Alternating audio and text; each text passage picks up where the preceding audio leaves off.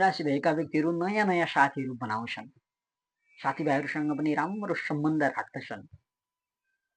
अझ मिथुन राशि भएका व्यक्तिहरू च्यालेन्जिङ हुन्छन्, अझ आफैले आफैलाई च्यालेन्ज गर्दै कामहरू गर्नको लागि तत्पर रहन्छन्।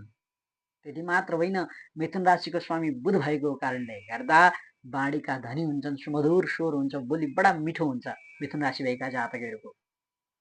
बुद्धिहरू धेरै चलाउँछन्, हर समय बिहान बेलुका जतिखेर पनि सोचिरहेका हुन्छन्, बुद्धि चलाइरहेका हुन्छन्। सोही अवस्थामा बुध यदि बक्री भइदियो भने यिनीहरूले त्यस्ता कुराहरूलाई पनि एक्सेप्ट गर्छन् कि जुन मन लागि लागि गरेका कुराहरूलाई पनि चटक्कै छोडिदिन्छन्, चेन्जलाई एक्सेप्ट गर्ने खालका हुन्छन् यिनीहरू। अलिकति जिद्दीपना हुन्छ। त्यति मात्र होइन, अलिक घमण्डी पनि हुन्छन्।